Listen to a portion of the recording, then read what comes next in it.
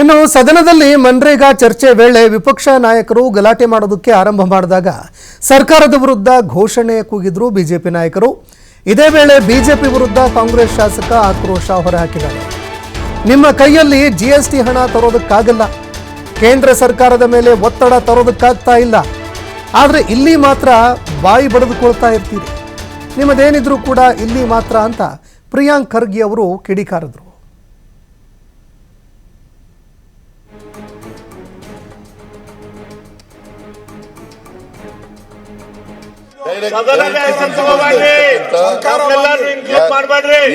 ಯಾವಾಗ್ಲಾರು ಕಾಂಗ್ರೆಸ್ ಮಾಡುವಾಗ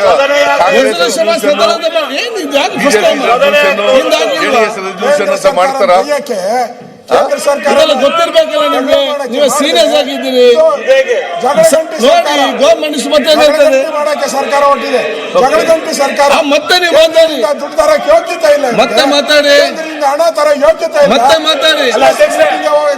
ಈಗ ಮಾನ್ಯ ಅಧ್ಯಕ್ಷರೇ, ಈ ಕಾಯ್ದೆ ಇದೆಯಲ್ಲ, ಈ ಕಾಯ್ದೆ ಗ್ರಾಮೀಣ ಪ್ರದೇಶದಲ್ಲಿರ್ತಕ್ಕಂಥ ಮಹಿಳೆಯರಿಗೆ, ದಲಿತರಿಗೆ, ಹಿಂದುಳಿದವರಿಗೆ, ಆದಿವಾಸಿಗಳಿಗೆ, ಸಣ್ಣ ರೈತರಿಗೆ ಗ್ರಾಮೀಣ ಪ್ರದೇಶದ ಮಹಿಳೆಯರ ಹೆಸರಲ್ಲಿ ಕೆಲಸವನ್ನು ಕೊಡ್ತಾ ಇದ್ದಂತ ಒಂದು ಕಾಯ್ದೆ. ಕಾಯ್ದೆ ಯಾಕಪ್ಪ ಅಂತಂದ್ರೆ, ಯಾಕೆ ಇರ್ಬೇಕು ಅಂತಂದ್ರೆ, ವಿರೋಧ ಮಾಡ್ತಾ ಇದ್ದೀರಾ. ಸಂವಿಧಾನದ ಹಕ್ಕನ್ನ, ಗಾಂಧಿ ಹೆಸರಲ್ಲಿ ಲೂಟಿ ಮಾಡ್ತಾ ಇದ್ದೀರಾ. ಸಂವಿಧಾನದ ಹಕ್ಕನ್ನ ಕೊಡ್ತಾ ಇದೆ. ಸಂವಿಧಾನದ ಹಕ್ಕನ್ನ ಈ ಯಾರೇ ಒಬ್ಬ ವ್ಯಕ್ತಿ, ಹಳ್ಳಿಗಾಡಿನ ವ್ಯಕ್ತಿ, ಅವರ ಸ್ಥಳದಲ್ಲಿ, ಅವರ ಗ್ರಾಮ ಪಂಚಾಯತ್ನಲ್ಲಿ ಅರ್ಜಿ ಹಾಕಿದ್ರೆ ಕೆಲಸ ಕೊಡ್ಲೇಬೇಕು, ಕಳ್ಳಬಿಲ್ ಮಾಡ್ತಾ ಇದ್ರು, ಕೆಲಸ ಕೊಡ್ಲೇಬೇಕು.